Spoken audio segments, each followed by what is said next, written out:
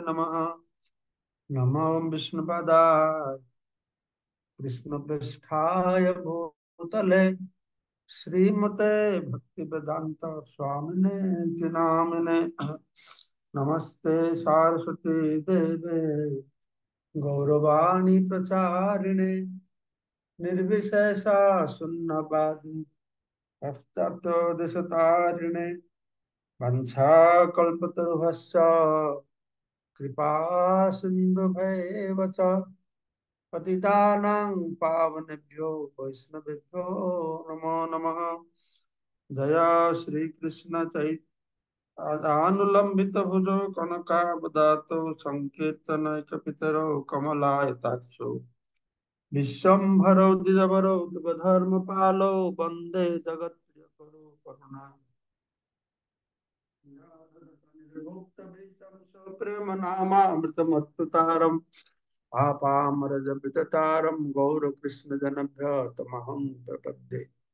आनन्दलीलामय विग्रहाय हेमावदिव्य छविसुन्दराय तस्मै महाप्रेमरसप्रदाय चैतन्यचन्द्राय नमो नमस्ते। जय श्री कृष्ण चैतन्य प्रभु नित्यानंद श्री अद्वैत गदाधर शिवासादि श्री गौर भक्त वृंद। हरे कृष्णा कृष्णा कृष्णा हरे हरे, हरे राम राम राम हरे हरे। मुखम करोति वाचालं पंगुलं हयते जत्कृपा तमहं वन्दे परमानंद माधवं श्री गुरुदिनचरणं श्री चैतन्य ईश्वरम्। नमो ओम विष्णुपादाय कृष्णपृष्ठाय भूतले श्रीमते जगन्नाथ।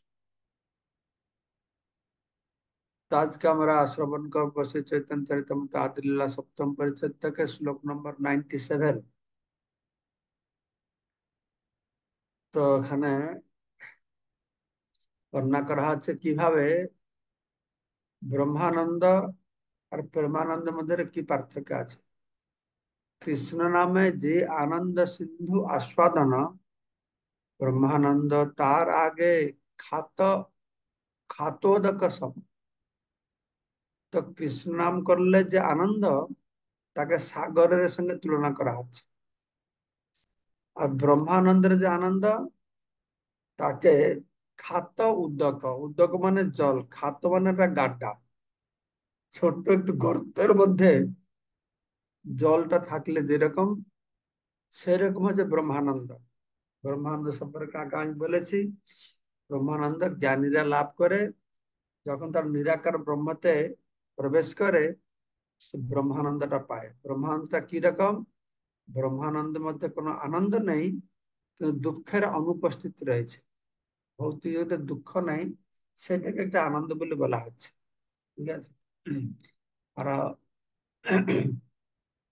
তো ভক্তের সমত সিন্ধুতে বর্ণনা করা হয়েছে ব্রহ্মানন্দ ভবেত এস চেত পরার্থ গুণীকৃত নৈতি ভক্তি সুখম বোধে পরমাণু তুলাম অপি। নির্বিশেষ ব্রহ্মকে উপলব্ধি করার ফলে যে ব্রহ্মানন্দ বা চিন্ময় আনন্দ অনুভব করা যায়, তাকে যদি পরার্ধ গুণ বর্ধিত করা হয়, তাহলেও তা শুদ্ধ ভগবত ভক্তির এক আণবিক কণার সমতুল্য হতে পারে না। তো এই শ্লোকের মধ্যে সব বলে দেওয়া হলো যে ব্রহ্মানন্দ, সবাই আপনারা জানেন ব্রহ্মানন্দটা কি জিনিস না? নির্বিশেষ ব্রহ্মকে উপলব্ধি করাকে বলা হচ্ছে ব্রহ্মানন্দ। নির্বিশেষ ব্রহ্ম উপলব্ধি বা নির্বিশেষ ব্রহ্ম প্রাপ্ত হলে যে আনন্দ পাওয়া যায় তাকে বলা হলো ব্রহ্মানন্দ। কিন্তু এই ব্রহ্মানন্দটা চিন্ময়, জড় আনন্দের মতন নয়। জড় জগতের যে আনন্দ তার সেরকম নয়, কেননা এই এই এই আনন্দ, জড় জগতের আনন্দের মধ্যে দুঃখ আছে, কিন্তু এটাতে দুঃখ নাই, দুঃখের অনুপস্থিতি। আর এটা চিন্ময় বলা আছে, এই অনুভবটা চিন্ময়। ঠিক আছে। কিন্তু তাকে তুলনা করা আছে প্রেমানন্দের সঙ্গে। তো বলা আছে এই ব্রহ্মানন্দকে পরার্ধ গুণবর্ধিত করা হলেও, বহু বহু গুণে, কোটি কোটি গুণে বর্ধিত করা হলেও তার একটা অনু ভগবত ভক্তির একটা অনুষঙ্গ সমান হবে না, অনুষঙ্গ সমান তার সমান হবে না। আদি শ্লোক উদ্ধৃত করা আছে, তৎ তৎ সাক্ষাৎকারণ, তৎ সাক্ষাৎকরণ আহ্লাদ বিশুদ্ধাব্ধি স্থিতস্তস্য মে সুখানে গোস্পদায়ন্তে ব্রাহ্মণ্যপি জগৎগুরু। হে জগৎগুরু ভগবান, প্রত্যক্ষ ভাবে তোমার দর্শন লাভ করে আমি আনন্দ সমুদ্রে নিমজ্জিত হয়েছি। তার ফলে এখন আমি বুঝতে পারছি যে ব্রহ্মানন্দের তথাকথিত সুখ গো বাছুরের পায়ের খুরের চাপে তৈরি ছোট্ট গর্তের জলের মতো। আর এটা তুলনা খান সেই কথাটা তুলনা দিচ্ছে যে ব্রহ্মানন্দে যে তথাকথিত সুখ আবার বলা হলো কেন? ব্রহ্মানন্দ তথাকথিত সুখ কেন? এটা এই জন্য বলছে ব্রহ্মাকে ব্রহ্ম আনন্দ বলা হচ্ছে, ওটা আনন্দ নেই। তাহলে কেন আনন্দ বলা আছে? না, দুঃখের অনুপস্থিতি আছে, সেই জন্য আনন্দ বলা আছে। সেই জন্য একে যথার্থ আনন্দ না বলে তথাকথিত সুখ বলা হলো কেন? ঠিক আছে, তথাকথিত সুখ বলে এখানে বর্ণনা করা হয়েছে। এটা হরিভক্তি শুদ্ধোদয় থেকে বলা হয়েছে। হ্যাঁ, যে শুদ্ধ ভগবত সেবায় যে দিব্য আনন্দ আস্বাদন করা যায় তা সমুদ্রের মতো। আর জড়জাগতিক সুখ, এমনকি নির্বিশেষ ব্রহ্ম উপলব্ধি প্রসূত যে সুখ, ঠিক গোস্পদের জলের মতো।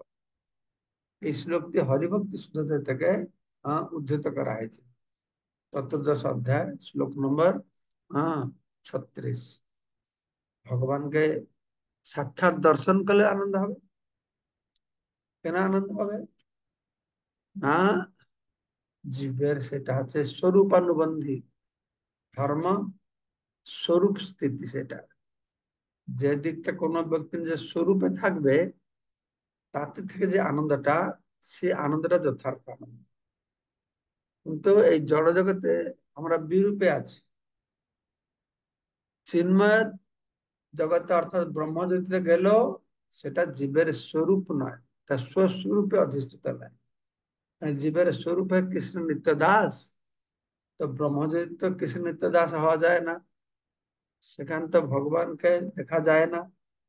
ঠিক আছে, এরকম বর্ণনা করছে।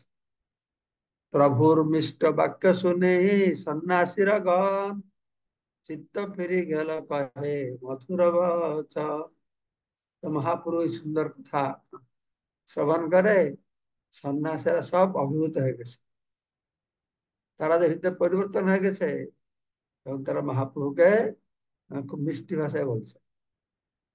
তো বারাণসীর কথা, বারাণসী কাশী, কাশীতে এই মায়াবাদীরা শ্রী চৈতন্য মহাপ্রভু সমালোচনা করেছিলেন। কেননা চৈতন্য মহাপ্রভু ভগবানের দিব্য নাম কীর্তন করেছিলেন, যা তারা পছন্দ করেন। তারা বললো কেন সন্ন্যাস নিয়েছে, বেদান্ত পড়া উচিত, এই কি নাচছে গাইছে। তা মানে কি সন্ন্যাসে নাচছে গাইছে কেন? মানে মহাপ্রভু পূর্বে মনে হয় এই এই এই ভগবান নামকে নাচা গাছটা সমাজে প্রচলন ছিল না। সংকীর্তন আন্দোলনের বিরোধিতা করার জন্য আসরিক প্রবৃত্তি চিরকালেই রয়েছে। শ্রী চৈতন্য মহাপুরুষ সময় যেমন ছিল তেমনি আরো বহু বছর আগে প্রহ্লাদ মহারাজের সময়ও তা ছিল। প্রহ্লাদ মহারাজ সংকীর্তন করতেন, যদিও তার পিতা তা পছন্দ করতেন না।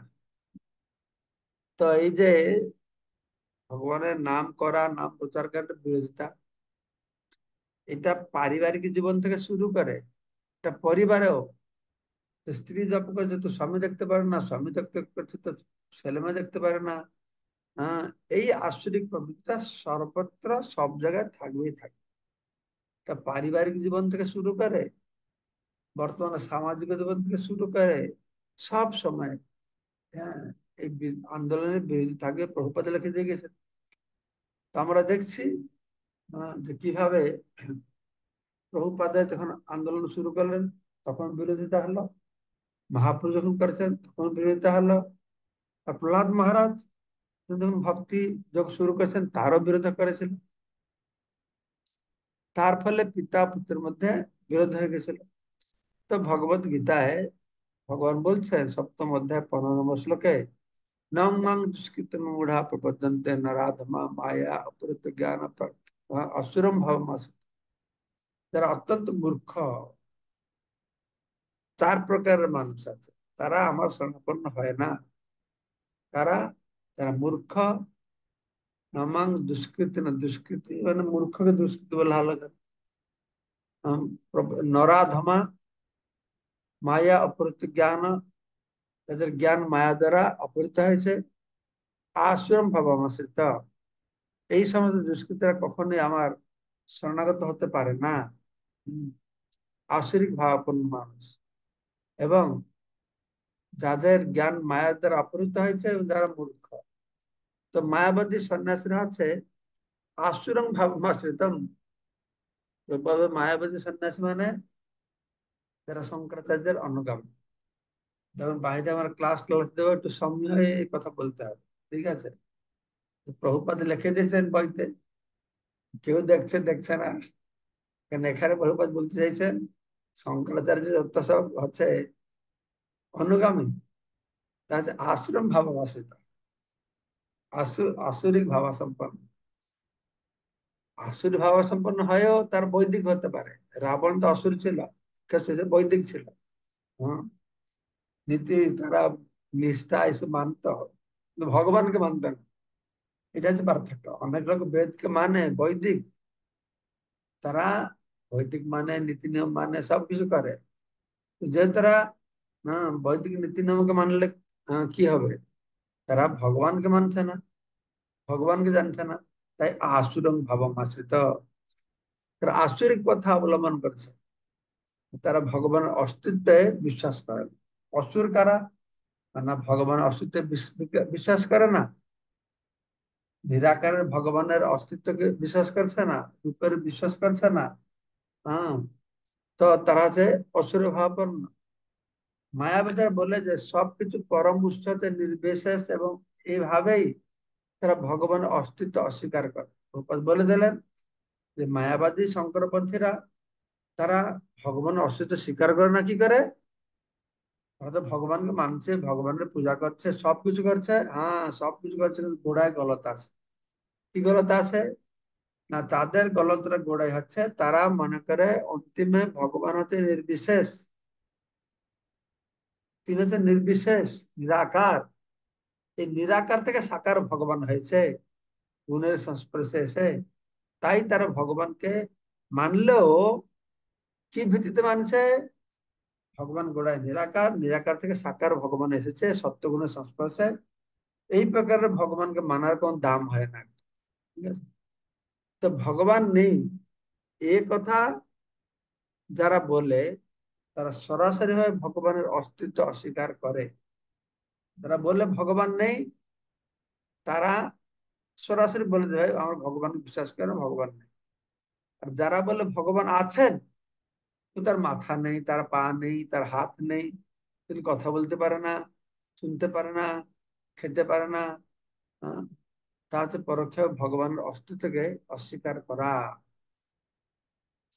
নিরাকার মধ্যে বললে ভগবান হাত নাই, পা নাই, ও নেই, তাহলে কি করে ভগবান হবে? তেমন কি তার ভগবানকে গ্রহণ করছে না?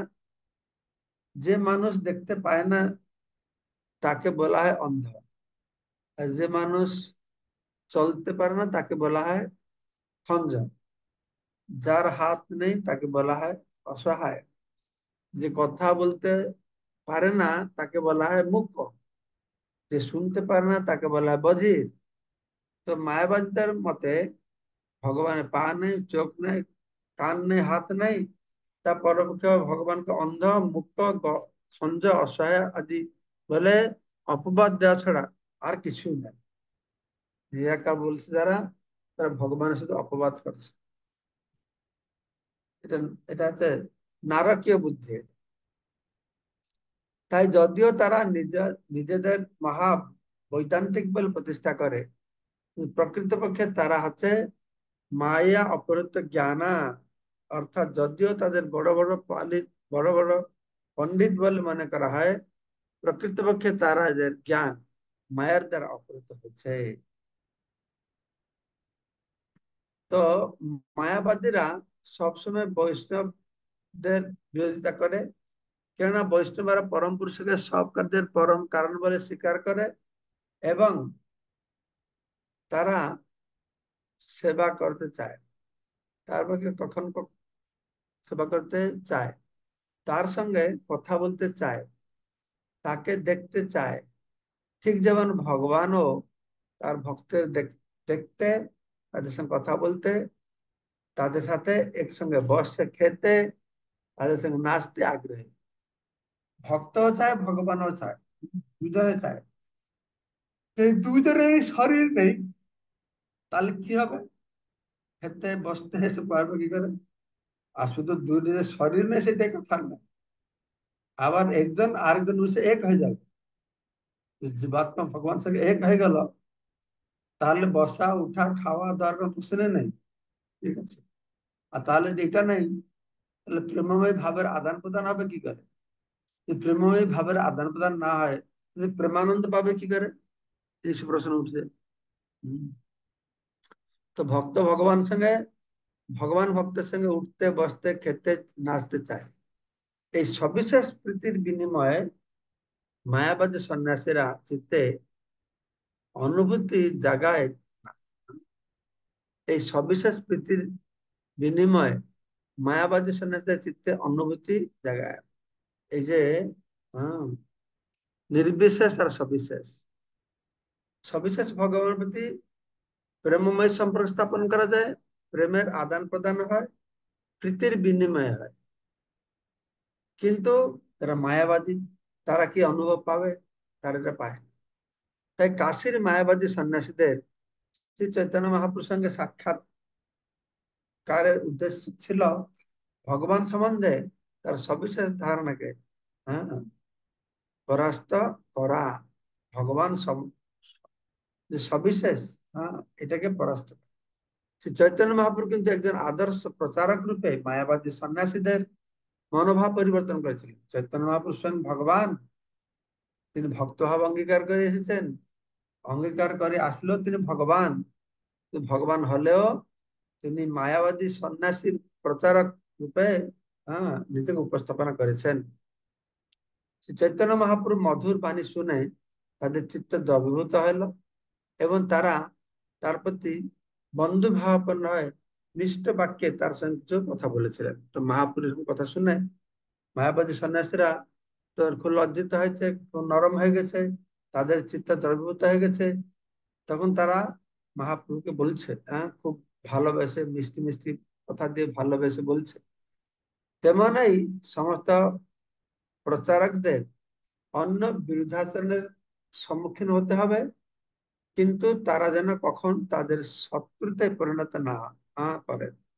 আমরা প্রচার করব, সবাইকে প্রচার করবো, যে চায় যে না চায় সবাইকে দেব, কিন্তু এইরকম দেবো না সে চায় না আর সে শত্রু হয়ে পড়বে, তখন তাকে সেরকম দেওয়া যাবে না। এমনিতেই তারা শত্রু, আর তার উপরে যদি তাদের সঙ্গে কর্কশ ভাবে ও অবিনীত ভাবে ব্যবহার করা হয়, তাহলে তাদের শত্রুতা আরো বেড়ে যাবে, আরো এসে যাবে। তাই আমাদের কর্তব্য হচ্ছে যতদূর সম্ভব শ্রী চৈতন্য মহাপ্রভু পদাঙ্ক অনুসরণ করা এবং শাস্ত্র উদ্ধৃতি ও আচার্যদের সিদ্ধান্ত উপস্থাপন করে তাদের চিত্ত প্রত্যয় উৎপন্ন করা। তাই আমাদের কি কর্তব্য? যতদূর সম্ভব চৈতন্য পদাঙ্ক অনুসরণ করতে হবে এবং শাস্ত্রের উদ্ধৃতি ও আচার্যদের সিদ্ধান্ত উপস্থাপনা করে তাদের চিত্তকে প্রত্যয় উৎপন্ন উৎপন্ন করানো। প্রত্যয় মানে সত্য বলে এই ভাব, প্রত্যয়। এইভাবেই আমাদের ভগবত বিদ্বেষীদের পরাশ করতে চেষ্টা করতে হবে। হম। যারা ভগবানকে বিশ্বাস করে না, তাদেরকে পরাস্ত করতে হবে। এখানে চেষ্টা করা হচ্ছে কর্মী আর জ্ঞানী। হম। এর মধ্যে শ্রেষ্ঠ হচ্ছে ভক্ত, এদের উপরে। তো সেই জন্য মহাপ্রভু তাদের বুঝাতে, তারা বুঝতে পেরেছে, তখন তাই তারা বলছে, হ্যাঁ, তারা বলছে চিত্ত ফিরে গেলে কহে মধুর বচন। তো মধুর বচন কি বলছে? যে কিছু কহিলে তুমি সব সত্য হয়, কৃষ্ণ প্রেমা সেই পায় যার ভাগ্য দেয়। মায়াবেদের বলছে মহাপ্রভু, হ্যাঁ তুমি তো ঠিক বলেছ, কৃষ্ণ প্রেম তো বড় বিরাট ব্যাপার, যার সৌভাগ্য হয়েছে তার এই কৃষ্ণ প্রেম লাভ হয়। অর্থাৎ এই কৃষ্ণ প্রেমটাকে ওরা মঞ্জুর করছে। আর কৃষ্ণ প্রেম যে শ্রেষ্ঠ সেটাও বলছে, কৃষ্ণ প্রেম শুধু সৌভাগ্যদের কপালে হয় সেটাও বলছে। মায়াবাদী সন্ন্যাসী প্রকাশানন্দ সরস্বতী এরকম বললেন। এর তাৎপর্য প্রভুপাদ বলছেন, যিনি অত্যন্ত সৌভাগ্যবান, তিনি কেবলমাত্র কৃষ্ণ ভাবনাতে শুরু করতে পারেন। কৃষ্ণ ভাবনামৃতিতে সিদ্ধি লাভ করা, কৃষ্ণ মধ্যে পূর্ণতা প্রাপ্তির কথা বলা হচ্ছে না, শুধু শুরু করলেই সৌভাগ্য শুরু হবে। সেই জন্য এই যে ভক্তির 6টা বর্ণনা করা হচ্ছে উপদেশামৃতে, হ্যাঁ, ক্লেশাগ্নি আর শুভদা। ভক্তি শুরু করলে ক্লেশাগ্নি হবে আর শুভদা হবে, সব শুভ দেবে আর ক্লেশ কমবে। ঠিক আছে। তো শ্রী রূপ গোস্বামী এই সম্বন্ধে চৈতন্য মহাপ্রভু শ্রী রূপ গোস্বামীকে বলেছেন, ব্রহ্মাণ্ড ভ্রমিতে কোন ভাগ্যবান জি, গুরু কৃষ্ণ প্রসাদে পায় ভক্তিলতা বীজ।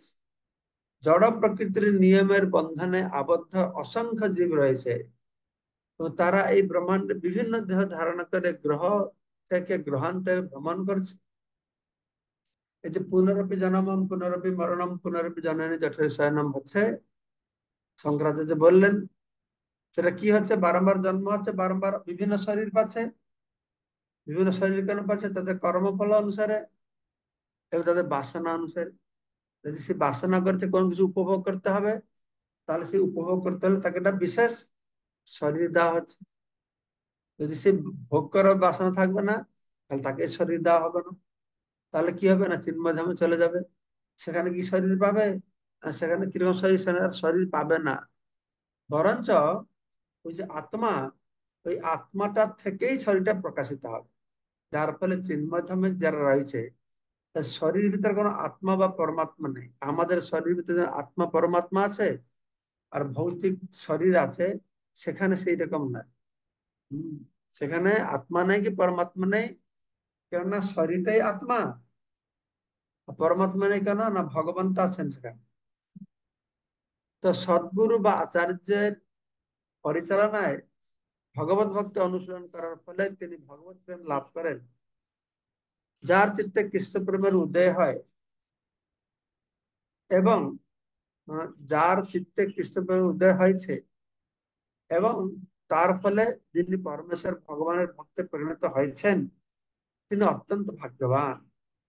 মায়াবাদী সন্ন্যাসীরা এই কথা শ্রী চৈতন্য মহাপ্রভুর কাছে স্বীকার করেছেন, তিনি মেনেছেন। তোমার ঠিক করছে এটা, কৃষ্ণ ভক্ত হওয়া সহজ নয়, কিন্তু শ্রী চৈতন্য মহাপ্রভুর কৃপার প্রভাবেই তা সম্ভব। এই কথা বর্ণনা প্রসঙ্গে আহ, অচিরেই প্রমাণিত হবে। প্রভুপাদ বলছেন, কৃষ্ণে ভক্তি কর ইহা সবার সন্তোষ, বেদান্ত না শুনো কেনে তার কি বা দোষ। কৃষ্ণ ভক্তি করতে ভালো, আমার খুব আনন্দ পাচ্ছি, বেদান্ত কেন শ্রবণ করছে? বেদান্ত শ্রবণ করতে তার কি দোষ আছে? বেদান্ত শ্রবণ করতে কি সমস্যা আছে? 101 নম্বর শ্লোক, আগামীকালকে আমরা 101 নম্বর শ্লোক পাঠ করে সবাই জয় শ্রীল প্রভুপাদ কি।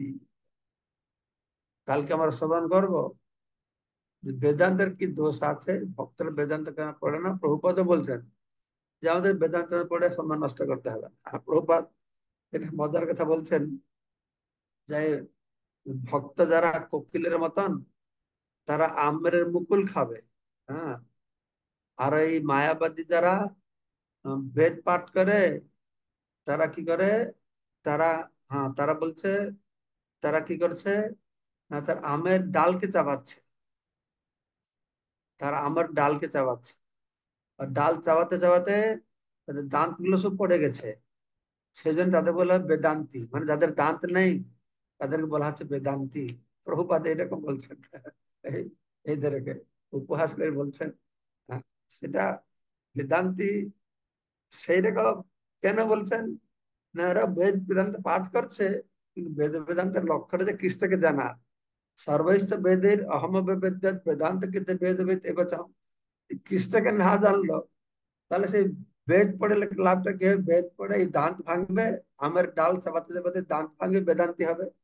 ভক্তরা ওইসব বেদান্ত বেদান্ত না গিয়ে তারা ভাগবত অধ্যয়ন করে সুন্দরভাবে। ভাগবত হচ্ছে ফল, সুমিষ্ট পরিপক্ক ফল। হম, তাই ভাগবতের প্রারম্ভে বলা হলো কি, বেদোত্তর গলিতং ফলং সুখ মুখাত অমৃত রসঞ্জুতম। বেদের পরিপক্ক সুমিষ্ট ফলস্বরূপ হচ্ছে কি, হ্যাঁ, শ্রীমদ ভাগবতম। সুধাময় প্রভু কেশব প্রভু বলো কি বলছে। হরে কৃষ্ণ মহারাজ, দণ্ডবত প্রণাম। তো মহারাজ, পঞ্চম পুরুষার্থ হচ্ছে আহ, কৃষ্ণ প্রেম, প্রেম পুমার্থ মহান। এই পুমার্থ মানে এটা কি, এটা বুঝতে পারলাম না। তাই না? পুরুষার্থ, প্রেম পুমার্থ, পুরুষার্থ, পুং অর্থ এইভাবে হবে। পুরুষের পুরুষার্থ এটা। ও আচ্ছা চারি আচ্ছা। পুরুষার্থ হচ্ছে প্রেম পুরুষার্থ, পঞ্চম পুরুষার্থ প্রেম পুমার্থ, পুং পুং পুরুষার অর্থ। এটা ভাবছি আমি এরকম ভাবছি। আর অর্থ বইতে দেখে না, আন্দাজ কি বলছে। পিয়াল বলো, পিয়াল কি বলছে। হরে কৃষ্ণ মহারাজ, ধন্যবাদ প্রণাম। এই সুন্দর ক্লাসের জন্য ধন্যবাদ। তোমার আমার একটু জিজ্ঞাসা আছে যে আমরা তো প্রচারের ক্ষেত্রে দেখি যে অনেক ভক্ত ভগবানকে মানে, বাট অনেকে ভক্তদের নিয়ে সমালোচনা করে বা ভক্তদের নিন্দা করে বা ভক্তদের দেখতে পারে না। তো তাদের কিভাবে মঙ্গল হতে পারে? আমরা কি পদক্ষেপ গ্রহণ করতে পারি বা কিভাবে প্রচার করতে পারি? ব্যাপার আছে, এই ভক্তদের অপরাধ করাটা, ভক্ত নিন্দা করাটা, এটা সবথেকে কঠিন কাজ। এটাকে বাদ দেওয়া, কামিনী কাঞ্চনকে বাদ দিতে পারবে, লাভ পূজা প্রতিষ্ঠাকে বাদ দিতে পারবে, কিন্তু সাধু নিন্দা কর্তাকে বাদ দেওয়া খুব মুশকিল। এই জন্য গৌড়ীয় মঠের মহারাজ বলছিলেন, লুচি খিরি পুরি খুব টেস্টি, খুব ভালো, কিন্তু যখন আচারটা সামনে আসে কি হয়? মুখে লালা পড়ে না? তো বৈষ্ণব অপরাধ করাটাই আচারের মতো, খুব ভালো লাগে সবাইকে। এর মতন ইন্দ্রিয় তৃপ্তিকর কাজ আর কিছুই নাই। সেই জন্য এটা ছাড়া খুব কঠিন। আর তুমি বলছো তাদের কি কি রক্ষা করবো, কি কি রক্ষা করবো? আমাদের তো গুরু মহারাজ বলেন, নাহি কাজ তো ক্ষয় ভাজ, নাকি? যদি আমরা সবসময় সেবায় থাকি, প্রচারে থাকি, আর পরনিন্দা পরচর্চা করার সময় থাকবে না। আর তুমি যদি চিন্তা করছো না এরা তো করে, তাহলে কি করো? তাদেরকে বেশি করে প্রচারে নিয়ে যাও। কারণ ওদের বৈষ্ণব নিন্দা করো না বললে তোমাকে আর দুটো শুনিয়ে দেবে ওরা। বুঝতে পারছো? এই ওরা বৈষ্ণব নাকি? ওরা অনেক জ্ঞান দেবে তোমাকে। বৈষ্ণব 26টা গুণ আছে ওদের মধ্যে। যারা নিন্দা করতে চায় তারা ঠিক উপায় খুঁজে বাহির করে তোমার জন্য। সেটা সেটা আমি বলছি না, এটা এটা বিশ্বনাথ চক্রবর্তী মাধুর্য কাদম্যানতে বলেছেন, কিভাবে আমাদের মনটা বৈষ্ণব অপরাধ করতে শিখায়। এই হুবাহু এটাই লিখেছেন। যদি আমার মনে আমি কাউকে অপরাধ করলাম, তো আমি তার দোষে ক্ষমা চাইবো না। আমার মন বলবে, কেন তুমি দোষে ক্ষমা চাইবো? ও কি বৈষ্ণব নাকি? কাকে বৈষ্ণব বললে? যার 26টা গুণ আছে, কারণ 26টা গুণ আছে তাহলে ও বৈষ্ণব নয়। তা তোমার কি অপরাধ হলো? তুমি কেন দোষে ক্ষমা চাইবে? এই মনটা বুঝাবে। আরেকবার বলছেন, আর যদি যদি যদি কেউ ও সেরকম 26টা গুণবান আছে, তার প্রতি অপরাধ করবে, অপরাধকে কি মন কি বুঝাবে? আরে আমি অপরাধ করলে কি ক্ষতি আছে? তারা যদি পরমহংস, তারা তো অপরাধ গ্রহণ করবে না। আমি অপরাধ এইভাবে মনটা বুঝাবে, আর বুঝাচ্ছে। আমরা দেখতে পারছি, আমি হুবহু এগুলো দেখতে পাচ্ছি, সমাজে চলছে, বৈষ্ণবতা করে যাচ্ছে। আর ওরা কি বৈষ্ণব নাকি? কি বলবো আর? সেই জন্য এই তাদেরকে বুঝালেও হবে না, সূক্ষ্ম ভাবে তাদেরকে, যদি তাদের কল্যাণ চাও, এই প্রচারে এনগেজ করো যে কোনো ভাবে। সবাইকে সদ্বুদ্ধি দেওয়া যায় না, বুঝতে পারছো? সে দুগ্ধ, সাপকে যদি তুমি দুগ্ধ খাওয়াবে যেন বিষটা বাড়বে, কিছু কিছু অবস্থায় এরকমও হয়। সেই জন্য এগুলো নিয়ে বেশি মাথা না ঘামে আমাদের প্রচার ওদেরকে এনগেজ করি যতটুকু পারি, তাতে আস্তে আস্তে ওদের পরিবর্তন হবে, তাই না? Yes. আচ্ছা, বিদ্যুৎ প্রভু বলো। কৃষ্ণ, হরে কৃষ্ণ, ধন্যবাদ প্রণাম মহারাজ আপনার শ্রীচরণে। মহারাজ, আমি এখানে আলোচনা শুনে বা তাৎপর্য শ্রবণ করে পাঠ করে যেটা বুঝতে পারছি যে ব্যক্তিগত জপ আর হচ্ছে সংকীর্তন, ভক্ত সঙ্গে সংকীর্তন বা নব সংকীর্তন যেটাই বলি, তো এই দুটো, তো এই দুটো কি পরিপূরক অথবা বিকল্প, না একই সঙ্গে দুটো করলে আরো বেশি ভালো, কি বা বুঝতে কোনটা পারলাম? শ্রেয়? কি বলছিলাম? বাট আমরা ভক্তরা তো ব্যক্তিগতভাবে হরিনাম জপ করি, এটা একটা বিষয়, আর একটা হচ্ছে সংকীর্তন। এই দুটোই করবেন, দুটোর দুটোই মধ্যে করবেন, কোনটা দুটোই করবেন। মহাপ্রভু বলেছেন আমরা, শুনুন, আমি আমি যদি ভালো করে শুদ্ধভাবে হরিনাম করি, তাতে আমারও কল্যাণ হবে, আপনারও কল্যাণ হবে। শুদ্ধ ভক্ত সান্নিধ্যে গেলে কল্যাণ হবে।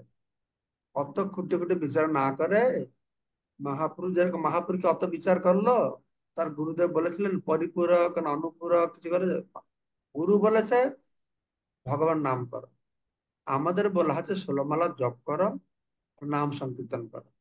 ঠিক আছে, আমরা সেটুকু করবো, আচ্ছা, 16 মালা জপ করবো, আর বাকি সব ভগবান নাম সংকীর্তন। কে কার থেকে শ্রেষ্ঠ, কোনটা ছোট, কোনটা বড়, এর কোনো বিকল্প, শুধু এইটাই করব আর কিছু করবো কি না, ভাগবত শ্রবণটা বড় না হরিনামটা বড়, এইগুলো কোনো প্রশ্ন হয় না একটা। বুঝতে পারছেন? আচ্ছা, আচ্ছা, সবটাই ভালো। আচ্ছা, ভাগবত আমি বললাম না, ভাগবত শ্রবণ করলে হরিনামে মন আসবে, হরিমন শ্রবণ করলে ভাগবত পড়তে ইচ্ছা হবে।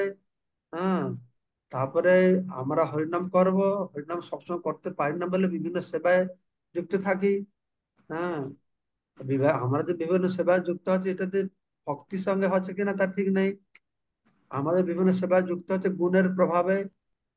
হ্যাঁ, আমি রজগুণের মানুষ, ম্যানেজমেন্ট করতে না করলে থাকতেই পারি না, তাই গুণের প্রভাব আমি ইস্কনে ম্যানেজমেন্ট করছি।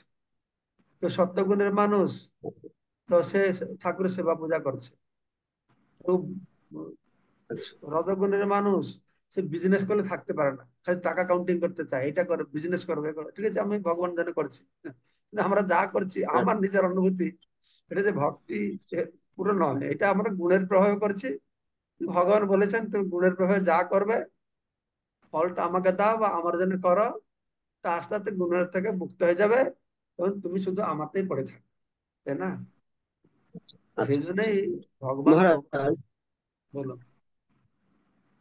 হ্যাঁ, মহারাজ, এই যে 99 নাম্বার শ্লোকের তাৎপর্যের শেষের দিকে খুব সুন্দর একটা উপদেশ আমাদের প্রভুপাদ দিয়েছেন, যে মায়াবাদীরা যেহেতু বিরোধিতা করছিলেন, তো তারপরেও মহাপ্রভু তাদের সঙ্গে খুব সুন্দর বিনীত আচরণ করার মাধ্যমে তাদের মন জয় করলেন। তো উনি আমাদের এইভাবে আচরণ করতে বলেছেন, কিন্তু বাস্তবে আমরা তো ইসকন প্রচারমুখী একটা সংগঠন, দেখা যায় যে অনেক কৃষ্ণ বিদ্বেষী বা ইসকন বিদ্বেষী মানুষের আমরা সম্মুখীন হই, তারা ইসকন সম্পর্কে অপপ্রচার করে থাকে। তো সেখানে দেখা যায় যে আমরা তাদের সঙ্গে বিনীত আচরণ করলেও হয়তো তাদেরকে ইয়ে করতে পারি না, ইসকন সম্পর্কে তাদের ভালো ধারণা পোষণ করানোর মতো ইয়ে তৈরি করতে পারি না। এই ক্ষেত্রে আমরা কি করতে পারি? তাদেরকে কি এড়িয়ে চলা বা এরকম কোনো পন্থা অবলম্বন করা আমাদের উচিত? যদি কেউ ইস্কন বিদ্বেষী আছে, আমরা যদি মহাপুরুষ মতন বিনয় ভাব নিয়ে তার কাছে উপস্থাপনা করি, হ্যাঁ, সেখানে ও না শুনলেও আরো যে 5 জন আছে তারা দেখে খুশি হবে, দেখো ইস্কনের ভক্ত আচ্ছা, কত সুন্দর ব্যবহার করছে। ঠিক আছে, একটা জিনিস। আরেকটা আছে, আচ্ছা, ও সেই মুহূর্তে আপনার কথা না শুনলেও পরে বিচার করবে যে আমি এরকম কথা বললাম, প্রভু কত সুন্দর ব্যবহার করলাম। সেই জন্য আপনাকে চিন্তা করতে হবে না। হ্যাঁ, আমি ভালো ব্যবহার করব কি খারাপ ভালো ব্যবহার সবসময় করতে থাকবো। সে আচ্ছা, তার পরিবর্তন হলো তখন বা না হোক, আমার তো পরিবর্তন হয়েছে নাকি? হ্যাঁ, হ্যাঁ, জি তাহলে আমি মহারাজ, ধরে একটু ভালো ব্যবহার করতে পারলাম, আগে নিজে বাঁচলে বাবার না, তাই না? হ্যাঁ, হ্যাঁ, হ্যাঁ, তাই হ্যাঁ আমাদের প্রথমে মহারাজ, দেখতে হবে তার কি হলো না হলো বিচার না করে, আর তার প্রভাবটা পড়বেই, এটা মহাপুর প্রমাণ দিয়ে হুম, গিয়েছে। তখন পরিবর্তন না হলে পরে পরিবর্তন হবে। ঠিক আছে, হবে না, ঠিক হবে, আছে, শিওর ঠিক হবে। আছে। শান্তিপ্রিয় আচ্ছা, মাতাজি বলুন, শান্তিপ্রিয় মাতাজি। প্রণাম মহারাজ, আপনার শ্রীচরণে। মহারাজ, আপনি ওই যে একটা প্রশ্নের উত্তর দিতে গিয়ে বলছিলেন যে তাদেরকে আমাদের যারা মানে বৈষ্ণব বিদ্যা করে ভক্তদের মধ্যেই, তো তাদেরকে আমাদের বেশি করে প্রচারে নিযুক্ত করা উচিত। তো মহারাজ, যখন দেখা যায় যে নতুন কোনো শ্রদ্ধাবান ভক্তদের ক্লাস বা নতুন শুরু হয়েছে কোনো গীতা সার্থক ক্লাস, তো এই ধরনের ক্লাসগুলোতে যদি তাদের হেল্পার বা সহযোগী হিসেবেও থাকে, তো অনেক সময় দেখা যায় যে তাদেরকে বিভিন্ন বৈষ্ণব সম্বন্ধে কিছু কথা বলার কারণে, যেহেতু ওদের শ্রদ্ধাটা একদম কোমল, তো এটা ক্ষতিগ্রস্ত হয়ে যায়। তো আপনি যে বলছেন তাহলে প্রচারে তাহলে কোন ধরনের প্রচারে নিযুক্ত করাটা ভালো হবে কোন মহারাজ? ধরনের প্রচারে যাবে? আপনারা প্রোগ্রাম করতে যাচ্ছেন, তারা তো মৃদঙ্গ বাজাতে গেল, সঙ্গে নগর সংকীর্তনে গেল, গ্রন্থ বিতরণ করলো, ভগবানের সেবায় সাহায্য করলো, ডোনেশন দিল, মন্দির মার্জনা করলো, সবকিছু কোনোভাবে তাদেরকে সেবায় লাগাও। আর কি করবে? সেবা করতে করতে যদি কিছু পরিবর্তন হবে হবে, সাধু সঙ্গ করতে করতে, নাকি? তা কিছু আর কিছু না পারলে ভগবানের কাছে ওর জন্য প্রার্থনা করো যে এদের জন্য ভগবান আপনি সদ্বুদ্ধি দেন। আহ, যেন আমাদের সবাই যেন আমার বৈষ্ণব অপরাধ থেকে মুক্ত হয়, সদ্বুদ্ধি হয়। সুভাষিনী মাতাজি বলুন। হরে কৃষ্ণ, ধন্যবাদ, প্রণাম প্রভু। মহারাজ, আপনার শ্রী চরণে, সকলের চরণে প্রণাম। মহারাজ, অমৃতময় চৈতন্য চরিতামৃত ক্লাসের জন্য ধন্যবাদ।